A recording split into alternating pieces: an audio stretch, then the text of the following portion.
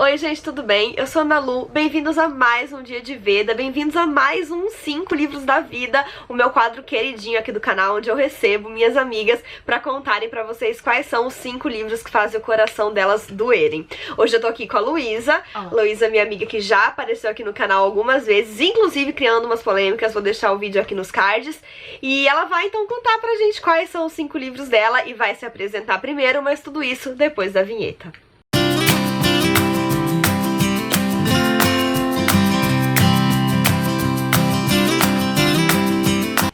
Oi, meu nome é Luísa, sou maranhense, mas moro em Curitiba. E coitada. Eu escrevo na internet, tenho uma newsletter, depois a Ana Lu coloca aí os links. Vai estar tudo aqui nos links. E, enfim, foi muito difícil pensar nos meus 5 livros, foi um drama, ainda é um drama, mas eu vou tentar fazer algumas escolhas polêmicas também, pra causar de novo. Ela adora ser polêmica. Podemos começar? Podemos começar. Tô ansiosa, eu não sei quais são os livros dela. Ela não compartilhou essa lista com antecedência, então também estou muito curiosa. Bom, o primeiro não vai ser surpresa, eu não tenho como começar essa lista sem falar de Paula, da Isabel Allende, que eu fiz a Ana Lu ler, inclusive. Não foi meu primeiro livro da Isabel, eu comecei com A Casa dos Espíritos. Paula foi, eu acho que, meu terceiro livro, mas eu li durante a adolescência ainda. E foi, eu acho que, quando eu percebi que a Isabel seria a minha escritora preferida. Ai, foi um momento que deu... Bateu, assim. Ai, é tão bom, né, quando isso acontece. Sim. E eu pensando nessa lista, não necessariamente são livros, tipo, os melhores livros do mundo. Mas são livros que marcam e que impactaram a minha vida de outras formas. Exatamente isso. Esse é o intuito do quadro. Sim. Quer ser bem pessoal mesmo, né? Porque se fosse os melhores livros do mundo, você pega uma lista na internet, Sim. né? É muito pessoal isso daqui, é por isso que eu adoro gravar.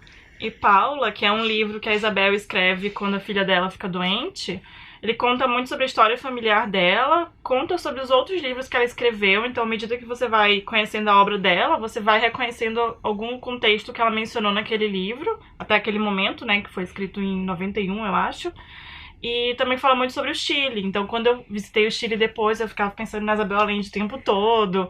Então ela me marcou muito por causa disso e realmente ainda é a minha escritora preferida e é o livro que eu mais gosto. Eu acho que esse é o livro da minha vida. É um livro muito bom, porque ele é pessoal, super sentimental, é muito emocionante ler esse livro. A primeira frase dele já é uma porrada, e quando a Luísa fala em espanhol é incrível. Ela não vai se prestar esse papel aqui, mas é lindo.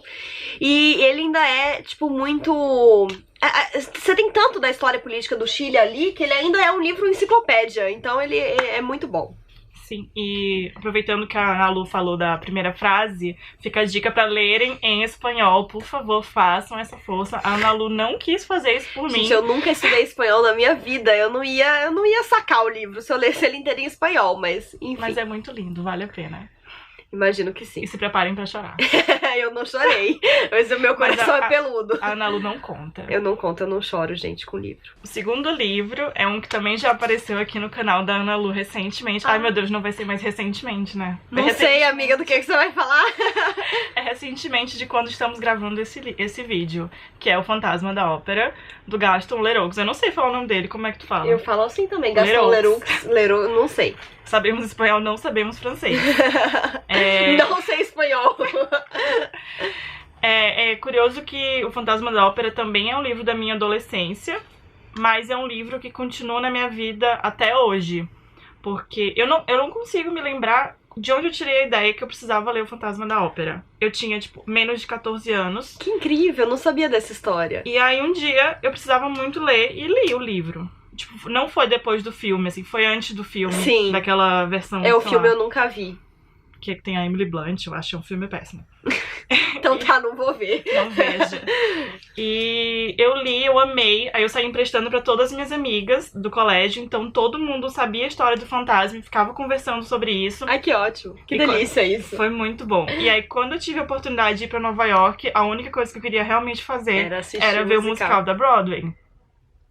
E foi incrível, óbvio. Não, é maravilhoso, gente. Então, eu lembro... O que eu mais me lembro é uma anedota muito de turista, que era que eu tava muito cansada naquele dia, porque eu tinha batido perna o dia inteiro E eu tava lá emocionada porque eu tava vendo meu musical da minha vida. E eu tava muito cansada, muito forçando pra não dormir. É muito isso, né? Ai, as músicas são maravilhosas. São maravilhosas. E, outra coisa engraçada. Depois de ler, eu acho que eu acabei vendo o filme, né? Porque eu não tinha como ir pra Nova York no dia seguinte. Acabei de ler agora, eu preciso ir. Sim, saí de São Luís do Maranhão direto pra Nova York, claro.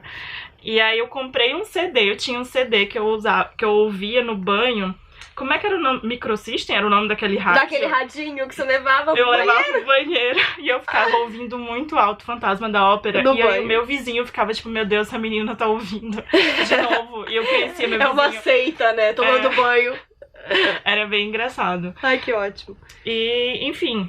Mas eu falei antes que o Fantasma da Ópera continuava na minha vida, porque acho que foi ano passado, né? Que ainda tá tendo, eu acho, talvez, em São Paulo. um musical em São Paulo. Tendo, E antes de ir lá rever o musical agora na versão brasileira, eu resolvi reler o livro, mais uma vez.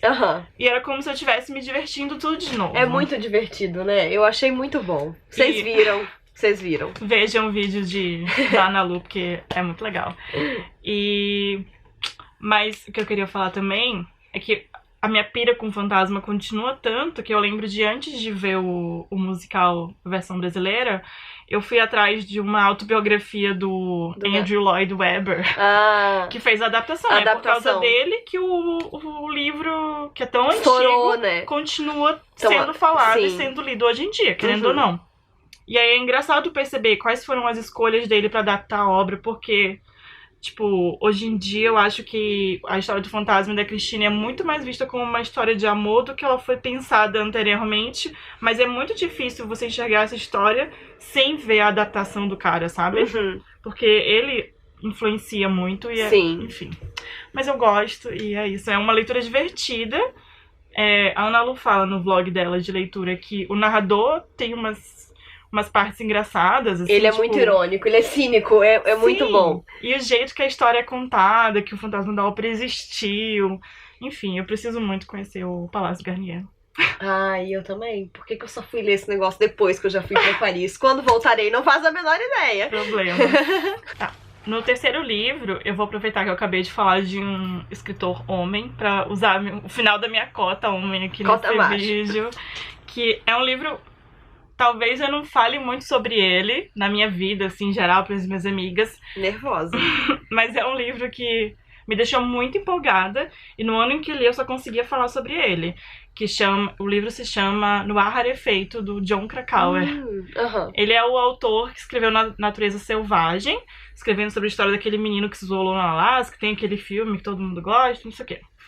Eu li o livro, é legal, mas eu prefiro esse, que conta a história de um dos maiores acidentes de escalada no Everest até aquele momento, que eu acho que foi nos anos 90 esse acidente, e depois em 2014 teve um acidente bem pior e morreu muito mais gente.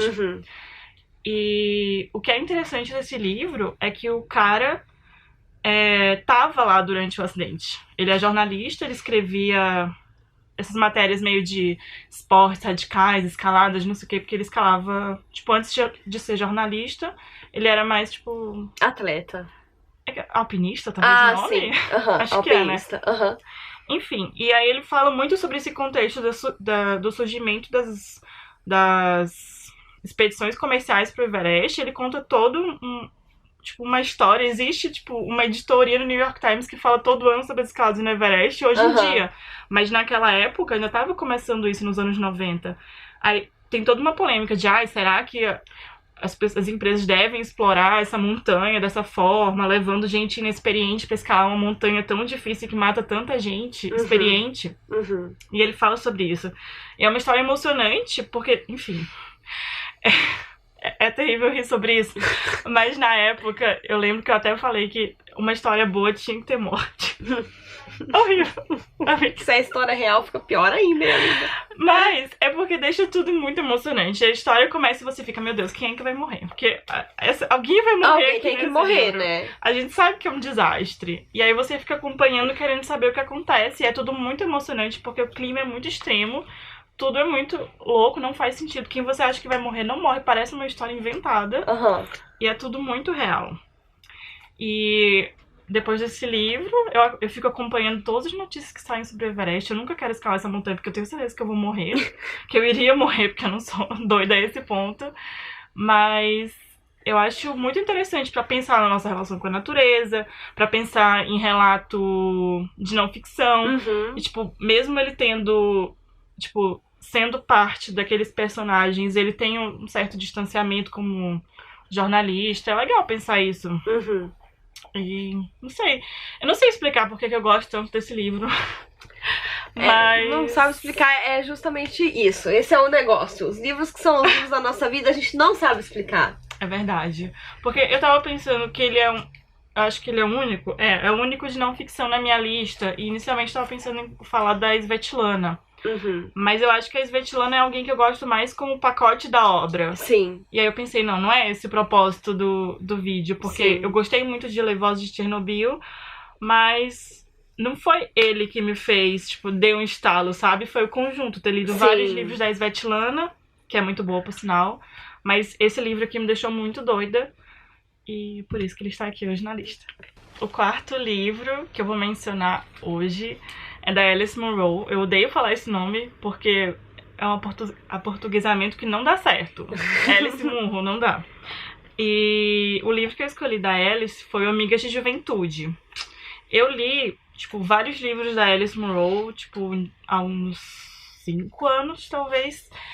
E tudo meio que se misturou, assim, na minha cabeça. E eu não fiz muitas anotações, eu não escrevi, daí eu acabei esquecendo um pouco sobre os livros. E aí, ano passado, ou esse ano talvez, eu comecei a reler alguns contos e alguns livros dela. E aí eu lembrei como a escrita dela é tão boa.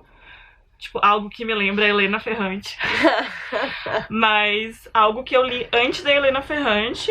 E que depois, como eu mencionei que eu não tinha feito muitas anotações e nem escrito nada sobre a Alice, quando eu tava lendo a Ferrante, eu não lembrei dela na hora, sabe? E aí, quando eu voltei pros contos da Alice Munro, eu pensei, nossa, eu já tava lendo isso aqui muito antes da tetralogia. As questões sobre a mulher e relacionamentos envolvendo mulheres e tal, e relações com mães também, ou amigas. E não me dei conta, sabe? Eu ainda não tive a oportunidade de reler Amigas de Juventude depois daquela primeira vez. Eu só consegui reler esse ano Fugitivo, o nome do livro. Porque foi uma confusão. Eu achava que aquele era meu livro preferido. Depois que eu reli, eu falei, não era esse. Não era. Era outro. Aí tem contos muito bons no Fugitiva.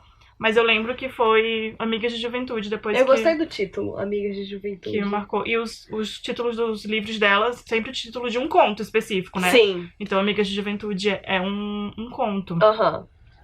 E eu acho que é isso, tipo, hoje em dia eu leio um conto e eu penso, esse conto tá muito mal explorado. Se fosse a Alice Munro escrevendo, daria muito mais certo. E o que eu gosto dela é que os contos não são curtos, tem uns que são bem longos, e aí você acaba se apegando nos personagens, e mesmo assim não é que demore páginas pra você se apegar. Nos primeiros parágrafos você já se empolga com a história, você quer saber o que vai acontecer. E ao mesmo tempo você começa a se importar com o Canadá, que sempre foi uma coisa muito aleatória, né? Eu sempre pensei, Canadá é um país muito X, né? Verdade. Só faz só frio. Tá lá. Só neva naquele lugar. E faz muito frio. Só isso que eu pensava. E ela, apesar de falar que realmente faz muito frio, tem muita cena que as pessoas estão com o pé congelando. E é horrível pra ler no inverno aqui em Quase Curitiba. no ar rarefeito. Mas ela dá uma vida, assim, pro interior do Canadá. Tem muita história que se passa em cidades pequenas. E aí você começa a enxergar, nossa, existe vida no Canadá. As pessoas não morreram congeladas. E eu acho isso bem legal. E eu acho também que ela é uma Nobel muito desprestigiada. Porque as pessoas não falam sobre ela. Não falam muito mesmo. Eu só li um livro dela, que foi o Falsos Segredos. E na época eu li porque a minha amiga Milena trabalhou na preparação. E eu comprei porque tinha o nomezinho dela lá. Mas assim, eu não me lembro de nada. Eu li. Não Pode sei ler te Amigas dizer, de nem Juventude. se eu gostei, eu não sei, preciso ler mais. Bom, o último, né? Eu não sei o que a Ana Lu tá esperando aqui pro meu último. Eu tô só curiosa. Não sei. Mas a minha última escolha vai ser Anarquistas, Graças a Deus, da Zélia Gattai, é claro. Eu devia ter feito um bingo dos livros que eu achava que você ia citar, não lembrei desse. Mas Paula eu tinha certeza absoluta. Mas era óbvio que eu escolhi Paula. Bom, falando sobre a Zélia. Eu conheci a obra da Zélia, tipo, num curso aleatório que eu me matriculei pra fazer. Literatura memorialística de Zélia Gattai. Eu falei, tô fazendo nada nesse horário, vou lá fazer, de graça. E aí, quando foram falando sobre a escrita dela, eu fiquei empolgada. Eu comecei a ler durante o curso, não consegui ler antes. Fui me apaixonando. Comecei pelo livro que ela escreveu sobre a Casa do Rio Vermelho, que é a casa onde ela e o Jorge Amado moraram em Salvador, que hoje é um museu que vale muito a pena conhecer, quem for passar em Salvador algum dia. Tenho muita vontade. Tipo, as histórias que ela conta são legais, mas tu percebe que o livro não é tão, assim, completo. Aí depois, eu acho que eu fui ler direto Anarquistas, que é o primeiro livro dela e que conta sobre a história da família dela. E é um livro muito interessante, porque é um livro redondinho, muito importante pra falar sobre uma São Paulo, como se fosse falar sobre uma vida de interior, e esse interior é São Paulo. Porque na época que ela cresceu ali perto da Avenida Paulista, morar duas ou uma rua atrás da Paulista, era você morar numa rua afastada. E com cavalos? Com cavalos. E a Avenida Rebouças era um negócio de terra que virava lama quando chovia.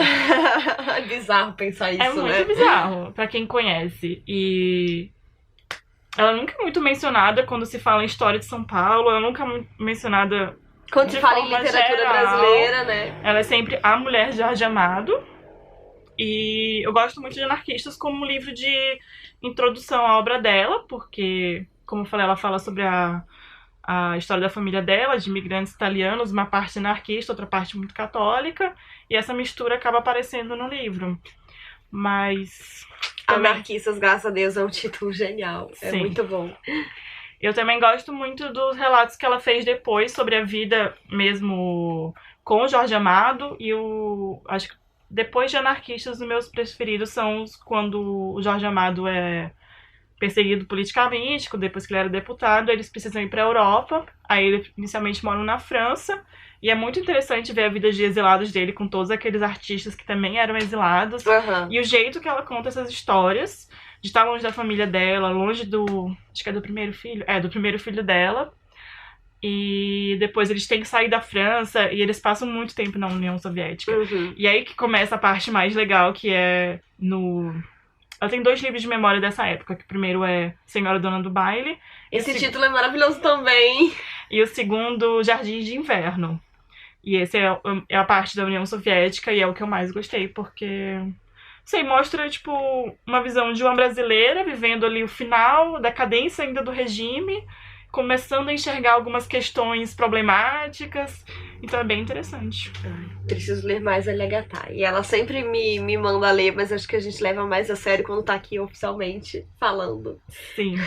Vamos ver se ela vai seguir minhas recomendações depois. Amiga, eu amei a sua lista. Gente, ela me enrolou tanto pra vir gravar esse vídeo. Primeiro ela não conseguia fazer a lista, depois ela fica com vergonha, depois ela acha que ela não fala bem. Ela fala muito bem. Eu fiquei aqui babando, louca pra ler. Já tem resenha de Paula e de Anarquistas, graças a Deus, aqui. Acho que eu nunca tive vontade de ler no Ar Rarefeito, mas me deu vontade. As minhas amigas falam encantadas das coisas que elas gostam e elas me convencem. Você acha que só vocês são influenciados? A gente aqui, o tanto que eu influencio elas e elas me influenciam, não tá no gibi. Eu ia falar, não tá no gibi. Isso revela a idade, né? Eu gostaria de fazer um adendo antes de terminar o vídeo, que eu achei que a Ana Lu ia me julgar porque eu não coloquei a Helena Ferrante na lista. Julgar não, mas eu achei... Ficou surpresa? Eu fiquei surpresa. E eu achei que você falou ali dela na parte do Alice Munro e eu já senti contemplado o negócio. É porque eu fiquei pensando, assim, que eu não tenho nenhuma história muito especial com a Ferrante. Ela leu a tetralogia inteira em 20 dias. Fora isso... A minha única questão da Helena Ferrante é que eu leio qualquer outro livro mais ou menos e eu penso, nossa, isso aqui na mão da Helena Ferrante. Ela faz isso. Teve um dia que a gente tava lendo aqui em casa e ela do nada, amiga, sabe quando você tá lendo um livro e você pensa, se ele tivesse sido escrito pela Helena Ferrante, ele seria melhor? Aí eu, não, amiga, não sei, eu nunca pensei isso. E ela falou, nossa, não. Foi muito bom. Eu acho que quando o livro é um romance, e ele é mais ou menos, eu penso na Ferrante, e quando ele é de contos, eu penso na Alice Munro. E elas são, né, pra você, um complemento da outra. Um complemento uma da outra. Inclusive, gostaria de ver uma conversa entre Helena Ferrante, Alice Munro, Zélia Gattai e Isabel Allende. Eu já falei Isabel Allende? Não. Elas 4. Eu falei 4? Foi, né? Isabel Allende, Zélia Gattai, Alice Munro e Helena Ferrante. Sim. Pena que a Zélia já morreu, né? Mas O resto tá aí, ó. Vamos aí, gente, galera, agilizando aí. Eu quero ver esse encontro acontecer. Ai, gente, então é isso. Muito obrigada por vocês estarem assistindo esse Veda. Muito obrigada, Lu, por ter me enrolado um tempão, mas ter aparecido no final. É sempre maravilhoso ter as minhas amigas aqui. Eu adoro estar com elas e exibi-las pra vocês. Quando eu gravei o primeiro vídeo desse quadro, uma menina comentou que eu só tenho boas amizades. Eu só tenho mesmo. E é isso aí. Não esqueçam de se inscrever no canal se ainda não forem inscritos, deixarem o joinha se curtiram, porque isso ajuda muito o canal a crescer. Um beijo e até a próxima. Tchau!